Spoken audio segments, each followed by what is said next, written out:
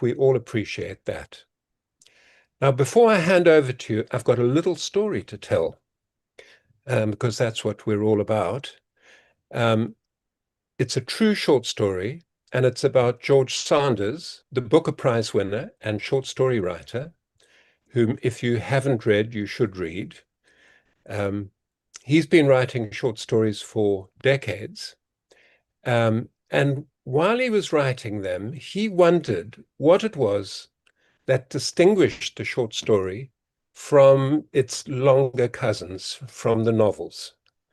And he thought about this very deeply, and he analyzed short stories in every which way for a decade, he says.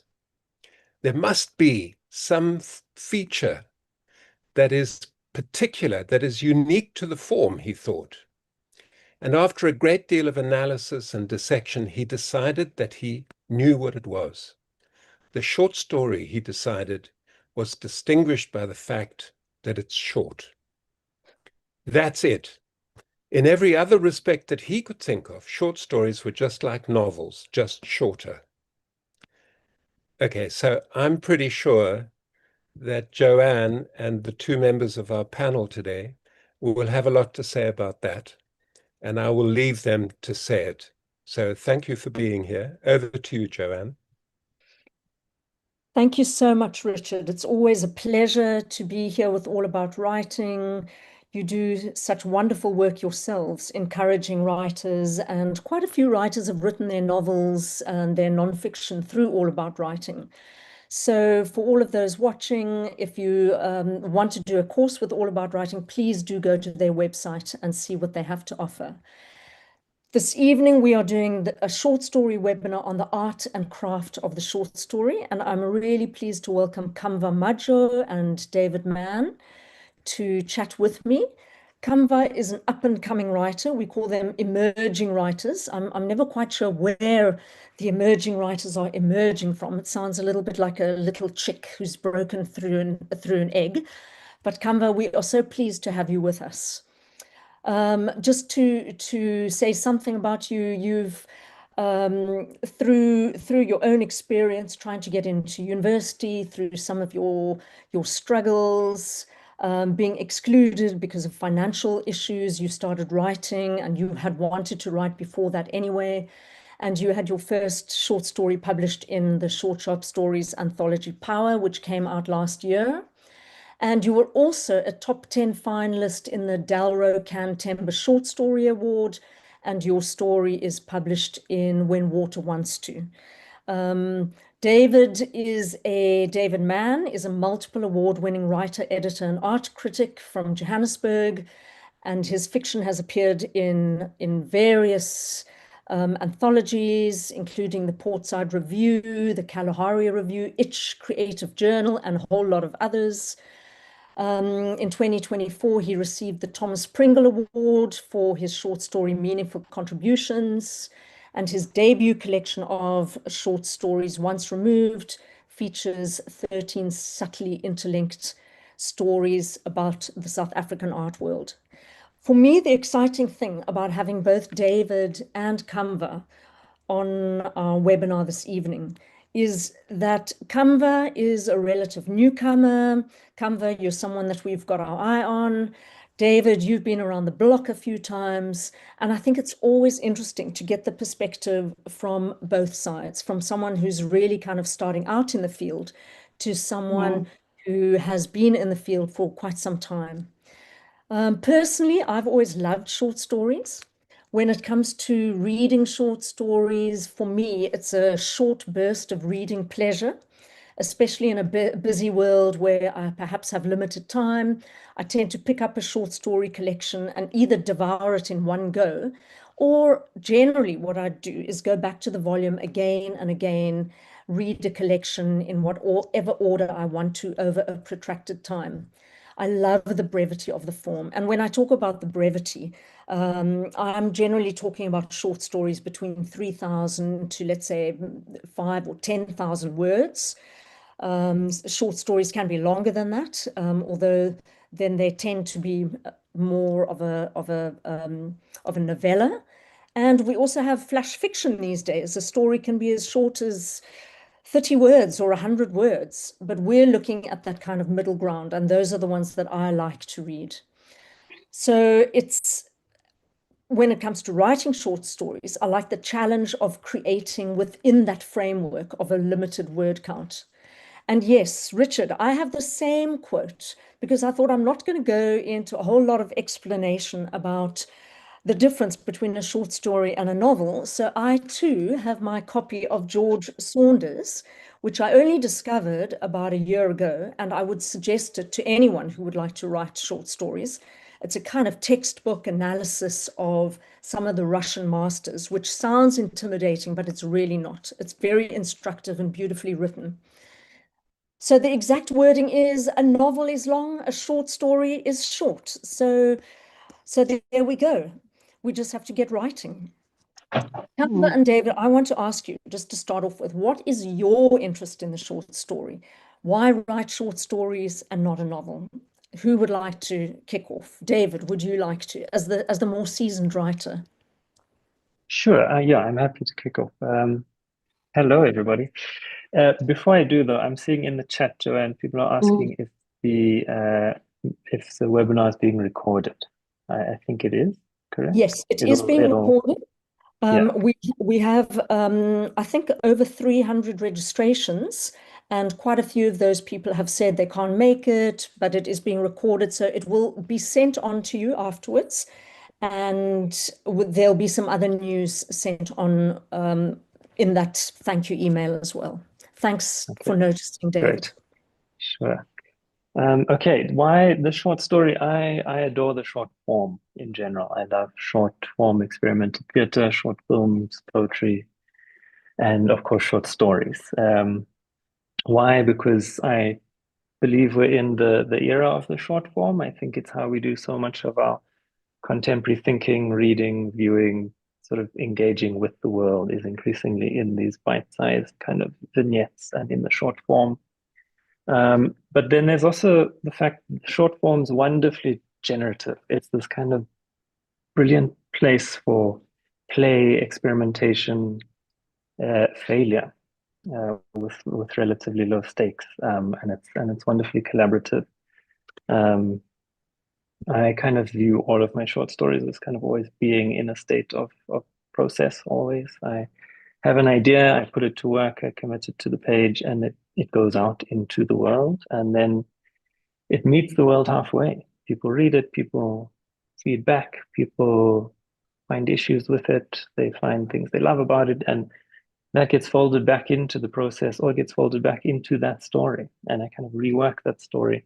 So for me, short stories are these kind of experimental, it's a site for experimentation and play, which is not to say that the novel or the longer form can't do that. It absolutely can, but it comes with higher stakes. You invest more time. And I think the industry very much is geared towards the novel or the long form as being this relatively resolved, concretized, sort of finalized thing.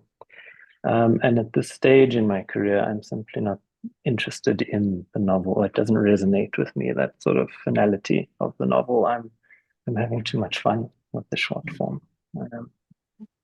Yeah. I love reading novels. As a reader, I love novels. As a writer, short stories have my whole heart. Oh, that is lovely. I love the way you talked about play and the excitement you get through that play. So thank you. And that's what we want. We want to enjoy our writing. Kamva. Hello. So for me, I'm just realizing now that I've actually always written short stories, but it's school, so I never really saw it as creative because it was for marks in English. Um, I've always had my eye on novels. For me, writer equals writing a novel. And when I only wrote for school, I never wrote for play or just for the fun of it. And when I tried to get back into, writing just for the creative fun of it, short stories were the easiest way to access that because I feel like a novel is too much for someone who hasn't written, in in a while and who's still trying to find their creative spark, I guess.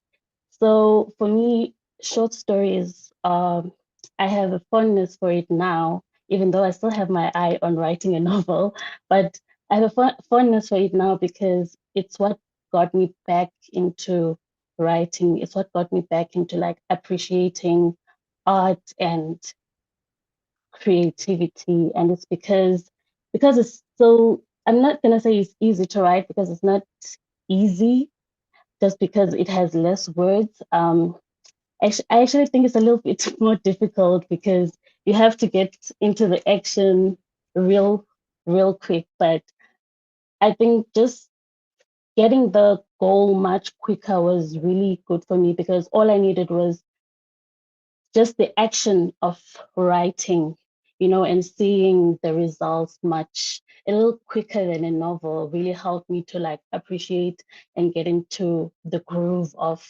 writing and creativity and stuff. Yeah.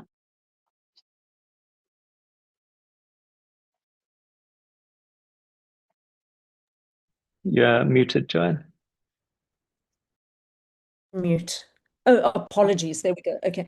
So what I said was that a lot of newer writers start with a short story or attempt the short story for exactly those reasons you were talking about, Kamva. It just does seem a little bit less intimidating as far as the word count goes. Although, as you correctly said, there is definitely an art to writing a short story, just as there is an art to writing a novel, which involves all sorts of things. And we'll talk a little bit more about craft a little bit later on. But yes, traditionally, a short story is always seen as a little bit of a stepping stone, a way for a writer to get into perhaps writing a longer work, or even a collection of linked short stories. So it's one way to get going with a writing career. Just to let everyone know as well, I'm going to spend the first half just talking to David and Kamva. It's just so lovely to have them here. So I want to ask them a few questions, and then we're going to pick up on some of the questions that are in the chat. We're keeping our eye on those. So we will be answering your questions. So for most of us, writing stories in general, and I'm talking about fiction, particularly novels, short stories, it really is an act of sharing the complexities of our world, coupled with the complexities of our imagination. We create stories from moments of observing the world, moments of amazement, or moments of anguish, moments of witnessing an action or hearing a snippet of conversation that piques our interest. As writing teachers, we always say to people who are stuck, we say, well, just go into a restaurant and sit really close to people and listen to what they're talking about, because invariably that might spark something. For me, it took me a long while to understand that I don't need to pluck ideas from thin air. And I'm sharing this because I think beginner writers always, well, perhaps not always, but quite often you sit at the computer and you think, well, now the ideas must come, and it's a question people ask at launches or of writing teachers, but how do you get your ideas? Where do the ideas come from? So for me, the ideas I learned come from my own life. Whatever life gives to me is the best place for me to explore, because that is what will be the most authentic to me. An absurd fact will strike me as interesting, or I'll see something that stays in my mind, or a particular setting will stay with me, asking almost to be written about. And then a sense of curiosity sparks in me. And for me, this is a sign, the kind of subconscious, if you will, saying, you need to sit down and tease that idea out, tease out that image and see where it takes you. Because a story and writing a story is a process. I always say none of us take dictation from God, or very few. Dame Edna O'Brien was one of those people, but I actually have never heard of too many others. You can let me know. So thinking of this process and this progression as one writes, I thought if Kamva and David, you could each just talk from your own experience and perhaps even choose one of your own stories so that people understand that whole process. Because I think this is sometimes what people need. It's like, how do we do this from beginning to end? How does this happen? So what was the spark? or the idea. I prefer to call it a spark. What became the premise? Because a short story, as does a novel, needs some kind of overarching premise, an overarching story. A man meets woman and gets married and kills her because he's unhappy or whatever it is. So any spark, the premise, and how did you develop it? Okay, Kamva, shall we start with you? Yeah, Okay, yeah, you great. can start with me. I agree with you, Joanne, because one of the things that have kept me from exploring my creativity for a long time is because I had this idea that I must have a fresh idea that no one has ever heard of, you know? And I think it was a way for me to procrastinate, but I really thought that I should only write if I'm gonna write something that is gonna be so different from everybody else. But then I would also think who do I think I am? Like there are thousands of books, there have been thousands of writers for many years. Like I'm just so ordinary. That's sort of like how I would think. But through continuously writing, since I started, I've realized that, you know, my experiences do matter, and we're really not unique. Nothing is new under the sun.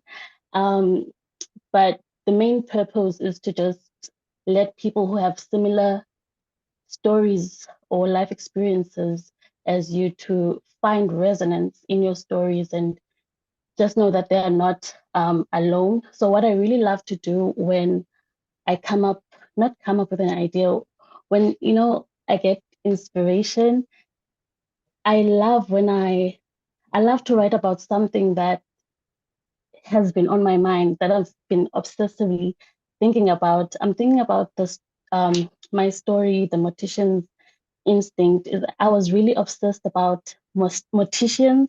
I was just fascinated, like, how are these people able to live normal lives with the type of job that they do? And I was watching videos after videos, and I was really disappointed to find that they're actually pretty normal. Like they're just normal people doing their job, but I still wanted to hold on to the image I had in my head about them. And that's how I wrote a dark story about a mortician. I was also like trying to get over my fear. So I have this fear of schizophrenia because of um, you know, my experience with having a family member that suffered with it while I was still a kid and I couldn't understand. So it's like this weird experience of loving someone, but also like being scared of them. And the funny thing or ironic thing is that I still want to be a psychologist.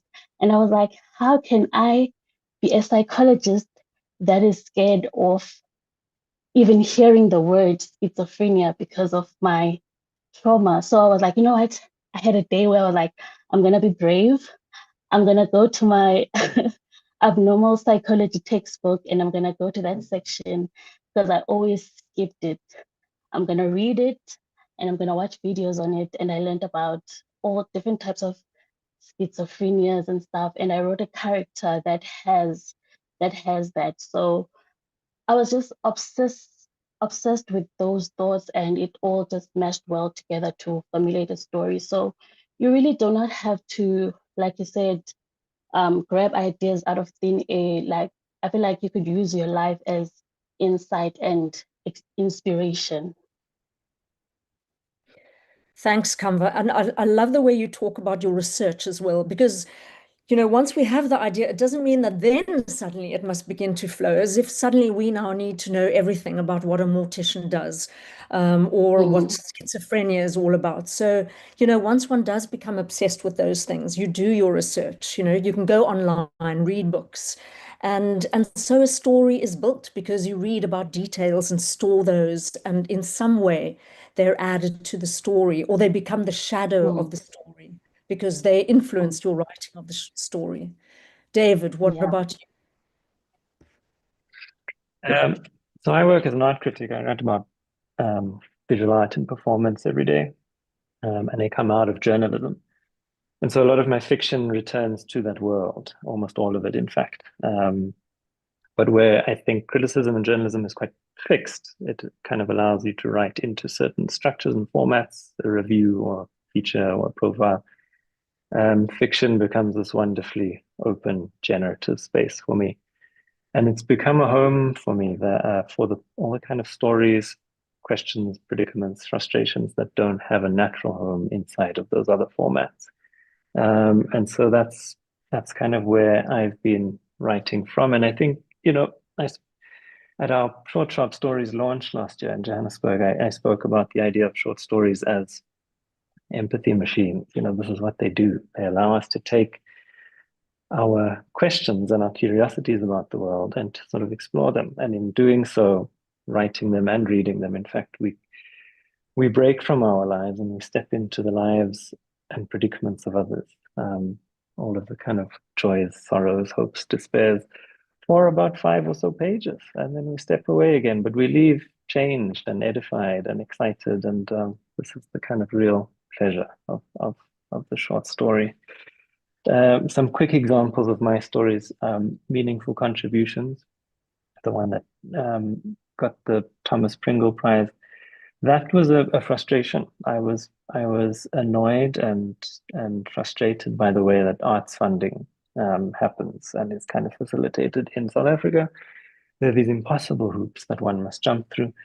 And it's a kind of fundamental disconnect at a level of, this is what we're asking of an artist or of a person who's kind of creative, and this is what actually is required to produce art and to kind of engage in a creative pursuit or process. Meaningful Contributions, in fact, was taken from a line out of an NAC funding call. It must contribute meaningfully to XYZ. All of these sort of obscure, abstract sort of goals that you need to try and hit. And so I wrote a story about a group of artists based in Cape Town who get funding from the NAC, and they need to pull off this public art festival in Cape Town.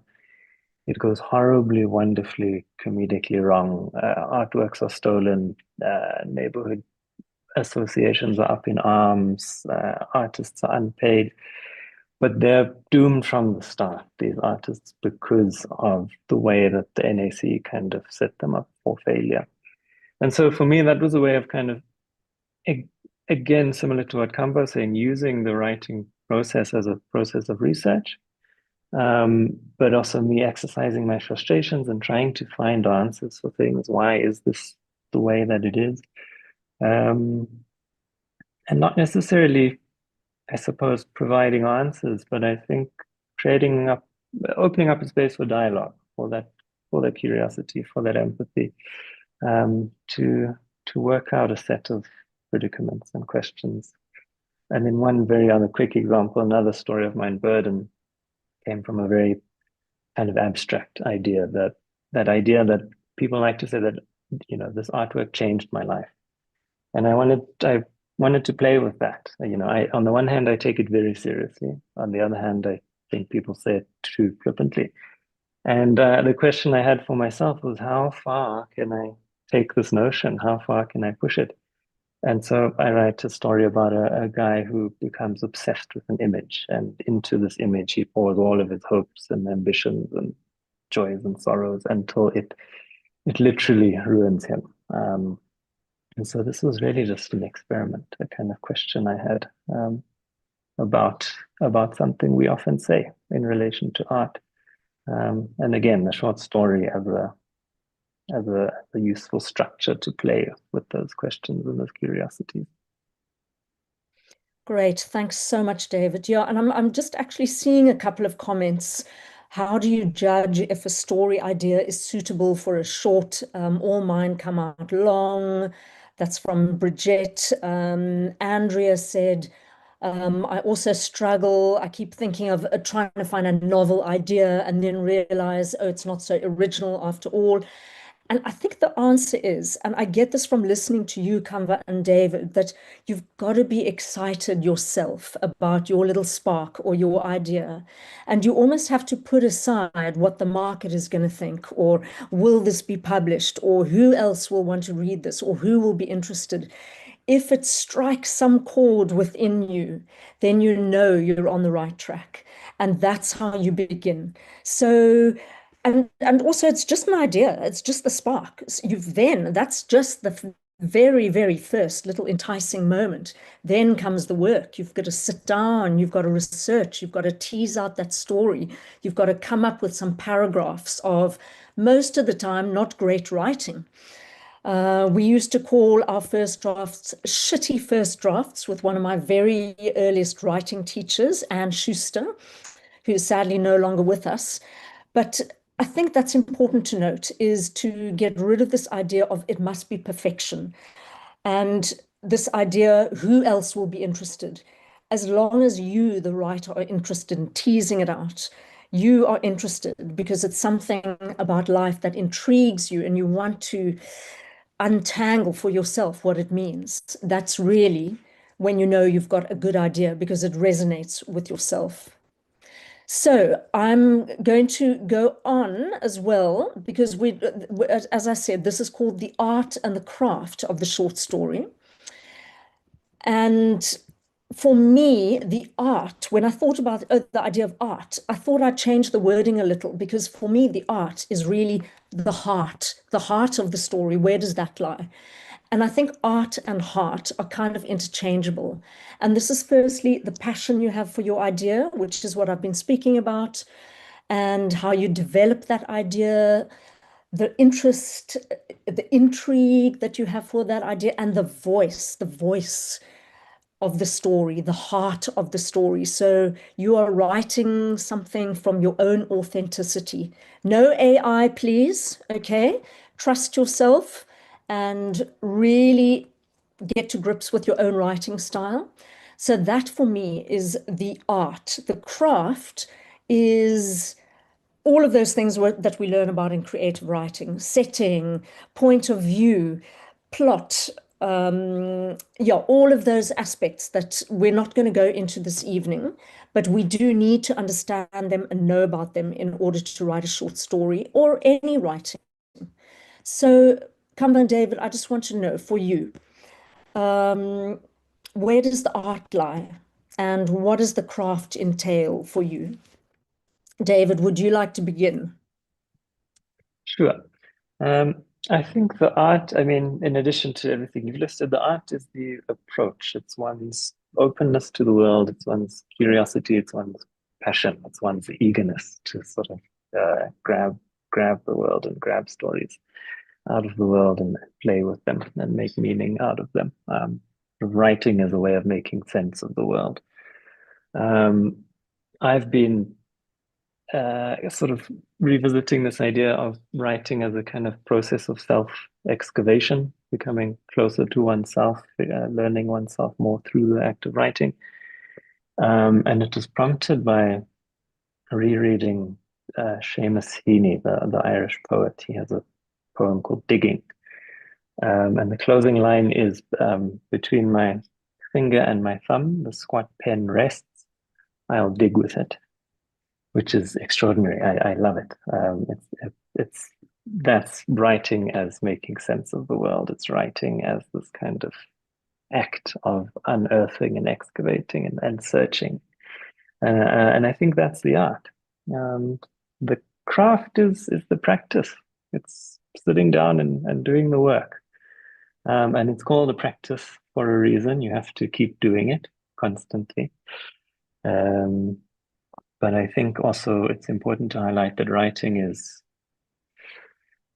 it's larger than what happens on the page and at the laptop. It's writing's a constant sort of process that when you're going for your run, you're turning a story over in your mind. When you're out with friends, you're talking about, I'm writing this story, or I'm writing this novel. It's being stuck in traffic and thinking, how would the character that I'm writing react in this situation? So it's that ambient, secondary, passive act as much as it is that very practical, literal act of writing as well, is for me the craft. Thanks, David. Kamva, what about you? Oh, my answer is really going to be similar to David. When I think about art and craft. Art, I think the process. Craft is working on the result. So the process is out. Yes, it includes the writing as well, but it's outside of that. It's your life. The art is you. The art is your insights that you take from your life. It's your beliefs, it's your fears. So that is the process. And then the craft is sitting down in front of a page or in front of your laptop and something, comes out and you realize, oh, it's from this experience or it's from that experience. I had a neighbor somewhere, somehow, I had a character that was inspired by him. I didn't quite like him. So I vented out that. So sometimes you're not always conscious of the process because you're busy living. And then I think when you're crafting your story, then you realize, oh, that particular moment in my life or that particular person, I didn't realize that they were going to be an inspiration for something or, yeah. So process and the result. And the process Great. is your life. Yeah. Thank you so much. Yeah, I think, from both of you, what I've heard are the fact that we read for emotion. I think that's what you said, David. Empathy machines. Stories are empathy machines. If we're going to read for information, we're going to go to the self-help section and buy a book that's going to be a step-by-step guide to how to live one's life or whatever.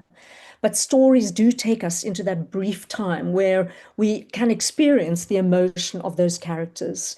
And it's connecting with that emotion that makes a successful short story and that really takes the reader into the characters of those short stories. And as you said, Kamva, that a writer brings their insight to those characters, to whatever's happening with the characters in the short story.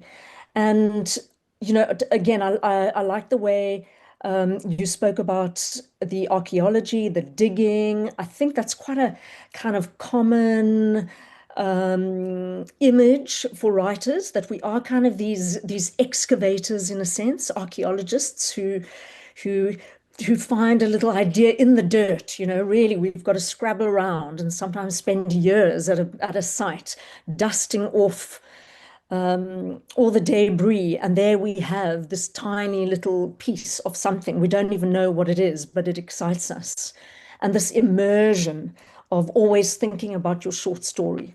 That makes so much sense, that we live our short story. And thank you. If I seemed distant for a moment, I thought, oh my heavens, I'm not doing that with my short stories. I'm thinking about too many other things in my life. So I need to get back to that. Yeah. I'm just going to talk very briefly, just give you a little bit of theory. We've been talking about character.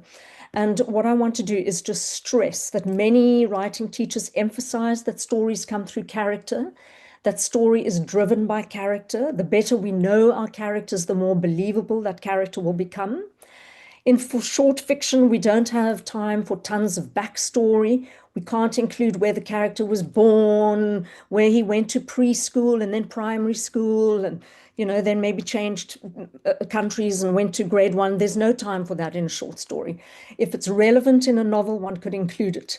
But in a short story, we invariably meet the protagonist in the first paragraph, if not the first line. And we also invariably meet this person at a seminal moment in their lives. And so we continue to write. We place a character in a setting, something's happened to this character is experiencing something, and we tease out the story. So that old adage of characters wanting something is true. What are their dreams? What are their motivations? What drives them? So when you're creating your story, always remember that. And it was Kurt Vonnegut who said, make your characters want something right away, even if it's only a glass of water. This is his first rule. He has 8 rules of writing, which I haven't listed. So if you're interested, go and look them up on the internet. But it's intended to ensure that the characters have motivations that drive the story forward and make compelling reading. Otherwise, you end up with anecdotal writing, just a story, but no forward movement. So what you want is your story to be driven by some want or need or desire or outcome, that this character in some way needs to be changed by the end of the story. So just also as an example, if you're writing a crime story and your detective is looking for a killer, that is what he wants, to find the killer. He might also want to bring justice to the world. So he will continue with his quest. If your character is cooking for a family meal, perhaps she wants the roast to be perfect. She wants a perfect supper and reconciliation with her estranged son.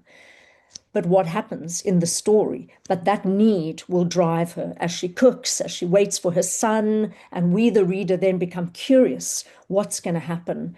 Will the son arrive? Will she burn the dinner? And so her motivation keeps the story going. The character's experience is told from a certain point of view, I, first person point of view, or limited third person, he, she, they, or the omniscient, that all-seeing I, although this is less popular these days. But whatever you choose, the importance lies in placing yourself in the shoes of that character as you write. And we've spoken a lot about ideas. We need now to also get that same sense of passion for our characters. Once we uncover a character, you know, let's say our character is called Wilhelmina and she's the cook making this roast. We've got to put ourselves in her shoes and feel what she feels. We have to get to know that character, so the ultimate product is entirely authentic. So the short story starts off with who we are and what sparks us as writers. But the more we get into that short story, we realize that we have developed and are developing a character who's not us, who becomes something different. So according to George Saunders from our fabulous book, A Swim in a Pond in the Rain, he says, we sometimes say that what makes a piece of writing a story is something happens within it that changes the character forever. So we tell a certain story starting at one time and ending in another in order to frame that moment of change for the character. So that's just something to bear in mind. I just want to ask a last question, or actually, I think what we'll do is let's go to the chat. Kamva and David, I'll save the question for the end. But are there any comments there that you can scroll through? Would you like to pick up one or two and give answers? I can start off. Marie asks, since we're speaking about character, is it feasible to switch a character's point of view in a short story, or is it better to write from the protagonist's perspective only? Yes, you can switch a point of view. Generally, a short story is written from one character's point of view. I have in the past written from the point of view of several different characters. So each different character will have a chapter. That's how I differentiate the different voices. And sometimes I've written short stories where I start off in the I, but then my character, in one story I wrote where a woman was sexually assaulted, she disassociated from herself and her body. So the point of view became she. It was almost as if she was looking on at her life. So yes, it is possible. It's got to be done seamlessly though, otherwise it can be confusing. Yeah. Kamva, do you see anything? David, have you picked up anything? I just want to go back to Bridget's question, and I think you answered it. They asked, how do you judge if a story idea is suitable for a short story? Because their ideas tend out to, they just write a longer story. I think for me, you should look for a pressing matter, like something you want to explore right now, or an emotion. For example, for my short story in Power, the situation I had with my university and stuff, that was on my mind. I didn't know what to do. That was a pressing matter in my life in that moment. And used writing to vent. And the thing is, you can be a little bit delusional a bit when you're writing because you can find quick solutions, you protest and everything is sorted, which is so much different from reality. So I think you can just use that to, satisfy that part, um, be in control and give yourself an answer or a discovery quickly. So just think about something that is really pressing in your mind or something that you really need to vent, a pressing question, something that's, just really in your mind. It's really going to give your short story that punch, and people are going to get that you were really hungry for an answer, even if you don't get it in the story, but they can sense that you were really interested and really devoted to getting a solution or to vent out something. So just look for a pressing matter. We all have those in our lives. Absolutely. Thanks, Kamva. And I'm just thinking about what Joan Didion said, that she writes to sort out her life. And I often bear that in mind because I think whether I'm writing a memoir or fiction or a journalistic piece or even in my journal, it is actually to sort out issues in my own life. So that for me is the major is the major source is myself. And once one understands that, I think it's so much easier to write because we stop looking out there for issues. And Kamva, you say find a pressing matter, but it's a pressing matter that's important to you, right? So it might not be important to anybody else, but they'll have their own pressing matters. But it is this thing that compels you to face the blank page and to start writing. Yeah, so we've got some practical questions. If one publishes a short story on one's socials, does this preclude it from being pitched to traditional publishers? Yeah, this is a difficult question because I think Facebook also owns copyright on whatever's placed on Facebook. I don't know about the other social media platforms. David, do you have any answers to that? Sure, yeah. I mean, I'll go back to my kind of original point as the short story as this experimental form. And the kind of approach that I take or the ethos that I have with my short stories, which is that they are always being made. They're always kind of making sense of themselves even after they're published and they're in the world. And I do think that social media and kind of short form messaging platforms like WhatsApp, like Facebook, things like this, are viable testing grounds for ideas, for stories. I recently actually met a publisher who had come out to Joburg, and I said, "What are you in town for?" And she said, "Oh, I'm here to meet with some potential authors." And they've all been publishing kind of serialized excerpts of their novels on Facebook, which is how we got in touch with them. I suppose there are those sticky things about copyright and also about, yeah, sort of how much you're giving away. But again, I think you can use these platforms as kind of first draft platforms or as ways of testing ideas, and then you fold back the sort of feedback and the response and the kind of reception to that writing, and you rework it. I mean, you're always kind of rewriting. Writing is really rewriting endlessly. So yes, I do think have fun with as many forms and formats as possible. Within reason, don't give away all of your secrets and all of your best work to Facebook.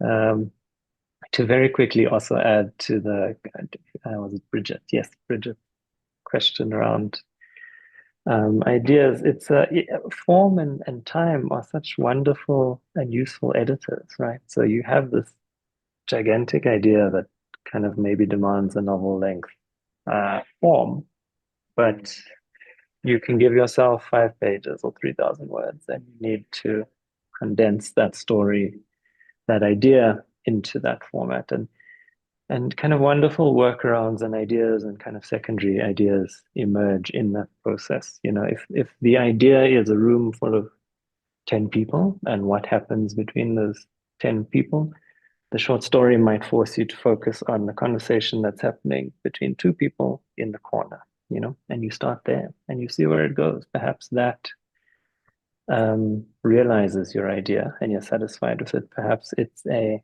breadcrumb trail towards the bigger idea and you do end up writing a novel. Much as the short story is a valid form in and of itself, it's often a starting point or a kind of springboard into the longer form. Jamaica Kincaid comes to mind as one writer who, I think her first ever novel started as a short story that she published in the New Yorker. Yeah. Great, thanks, David. And I'm seeing a question here that I think perhaps Kamva you could answer. How does one get the words of an experienced trauma onto paper? They seem to stick and cannot find their way to the page. So Bonnie writes that. And I know for you, you're a younger writer. I know, though, that your university experience was traumatic.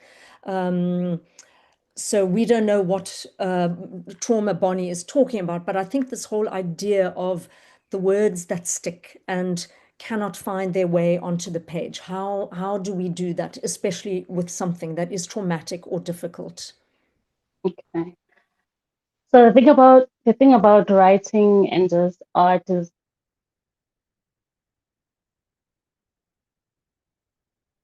Has Kamva frozen?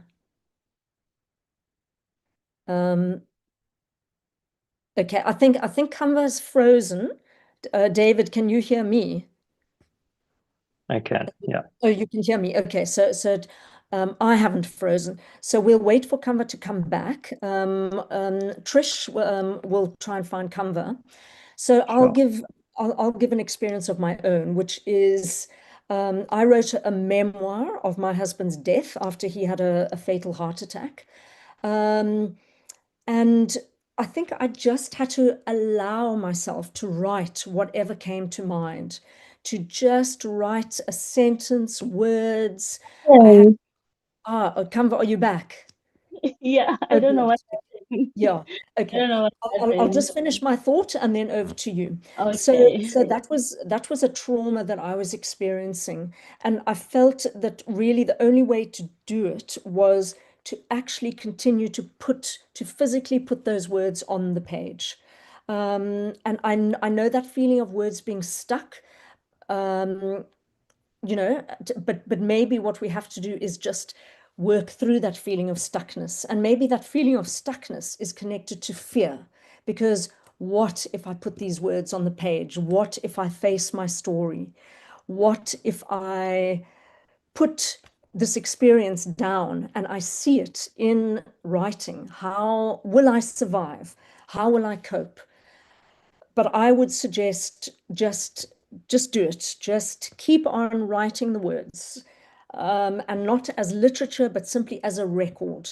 And as I said, if you cry through the writing, please, do that. And if you need some support through the writing, make sure that there is someone there that can hug you or help you, or that you have a therapist to discuss the writing with. Okay, Kamva, yes.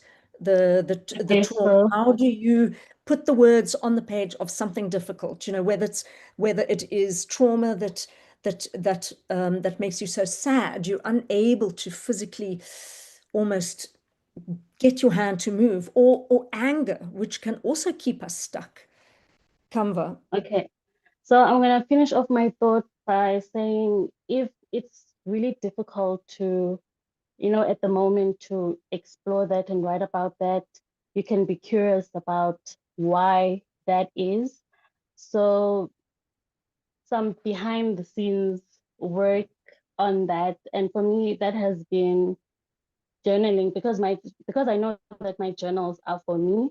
So writing about that there first and getting used to like seeing that on paper, outside of my mind, working through that, and then maybe I can work on it on a story. And one thing that has also helped me is to create a little bit of distance by maybe try not to write about it in first person, in third person, just to create that distance so that you don't feel so overwhelmed about writing about it, because writing in first person sometimes can feel like that is you talking. So maybe writing about it through another character and in third person, that can be a strategy as well. Okay, thanks, Kamva. Yeah, that is very handy. So that you remove yourself a little bit from the experience. David, here's one for you. Is it advisable to mix genres in a collection, or should one just stick to a particular genre for that specific collection? My friend and I are thinking of a collection together, but our style and genres differ a lot. Yes, I wanted to actually respond to that one. But Lynn also asked to see my cat. So here he is. Oh, she wants to see your cat. Oh, okay. Should Just you before mix you genres and respond, yeah? yeah, no, I was going to say there's another human comment from Nkosana Zali, who says the frozen frame Kamva look like a naughty girl. So Kamva, there we go. Okay, yeah, David. I think if there was ever a place to mix genre styles, bring them all together and play, it's in a short story collection. I mean, this is the great joy and kind of freedom of short stories. You can experiment with narrative points of view. I mean, I wrote a story just because I wanted to see what it would be like. I wrote a story about a collective of artists they're a group of artists trying to start a collective, and they fail miserably. But I wrote the whole story in this kind of omniscient third person, so it's a kind of a narrative style always refers to we. We are gathered here. We are doing this. We are arguing about this. It's a experiment that I was able to sustain for a short story. There's no ways I could do it in a novel, I don't think. But it allowed me to play in that style. And then in my collection, the story I think immediately following that was an experiment for about 2 years. I had been collecting all of the most overwrought, ridiculous press releases that I get emailed, which I get a whole lot of them every day. And I was taking all the most ridiculous sentences and language out of these press releases because I was interested in exploring how we put words to work when we market art and when we sell art, and the kind of things we say, the phrases we return to. And I wrote a 1.5-page short story. It's very short, collaging that language. And again, where else can one do that but inside of a short story collection? So I think don't be afraid to really play around. It's a wonderful idea to write with someone as well. I have a friend who brought out a collection like that 2 years ago. And they both wrote short stories, and it became this kind of collaborative act, but also a kind of experiment in their differing styles. And it's a wonderful collection of short stories. Thanks, David. Yeah, I mean, that sounds like it makes for a very exciting collection as well. So all the short stories will offer something different. Ryan says sometimes not finding a solution in your writing is the solution. Leave that unease with the audience. Yes, of course, I think that's what one is hoping to do. So everything we've been talking about is getting down to the business of the short story, creating the words, creating the first draft. But of course, there comes the time where you've got to know what to put in and what to take out, and what kind of unease, feeling of unsettledness you do want to leave with your readership, or sense of joy, or whatever it is. The story needs to form a kind of coherent whole, and it's often that last line. People say the most successful short stories are the ones that end with a last line that makes it all come together. It all makes sense in that last line. Okay, we're nearly heading to 7. So I would like Kamva and David to just give us a little bit of advice. You've said lots of wonderful things, but Kamva, as an emerging writer, what could you suggest to a new writer, to someone perhaps who's watching this, who hasn't written before, or has written one story, or who has had the experience of writing stories and getting rejected? And yeah, so whatever comes to mind, a couple of encouraging words of wisdom. So I think when you're starting out, you should try to limit your expectations. I don't think when you're starting out, it's about, the winning and stuff like that. I think it's about the action. So I know, Joanne, I always talk about being rejected for YOLO, but it's always to make a point. It's always to make a point, because I needed that actually. That's how I learned that it's not about winning. It's the fact that that was the first action that I took that has gotten me here now. So I would say just limit your expectation. You're not going to be a world-renowned writer, just like that. It's about action. And sometimes, cliche advice, it seems like, oh, I want something profound. That's what I needed when I was not writing. And I used that excuse as procrastination, or like, I'm going to wait for someone to say something profound, but really it's just right. And I know it sounds easy, but it's really not, but just right. Thanks so much, Kamva. No, I'm very happy for you to talk about your rejection, because we all have rejections. And really, it is through those rejections that we grow and we become stronger. And a lot of people fall by the wayside, but you've kept on going, and you're having success. And you might still get rejections. All of us will get rejections. David, you were talking about the short story that won the reward was about the frustrations of the art systems, of trying to get funding. So a story about your frustration actually ultimately won you an award. So yeah, I just don't like that word rejection. I don't use it in my letters. I would never say your story is rejected. Yeah, I think we need a different term for that. But Kamva, yeah, thank you for sharing. I appreciate it. Okay, and David, you're a prize-winning consummate short story writer. For the seasoned writers out there listening in, what could you tell us? I mean, first off, gosh, I can relate to Kamva with the being turned away. It was I remember actually telling you, Joanne, when I first met you at Time of the Writer 2 years ago, I think, that Short Sharp Stories, this kind of series and this ongoing project of kind of short fiction, I submitted I don't know how many times. I attended a webinar as well. And the first time I got in was Power. No, it was One Life, and then I edited Power last year. But it's yeah, and the kind of value of having those stories turned away, but turned away with advice from the editors, which is something that I think Short Sharp Stories has maybe not done for every edition, but I remember you guys have done it a few times with me, and the value of receiving that feedback.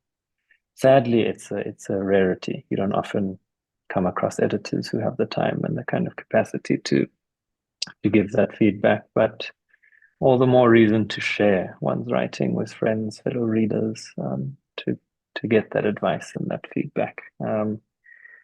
And yeah, and find out why it failed, because it will fail, and failing is such a productive act.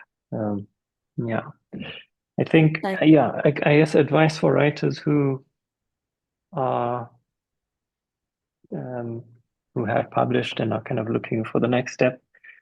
I guess there's a natural progression of one wants to then aim higher, have bigger goals, but I think it's important to continue to say yes to kind of any opportunity that comes up.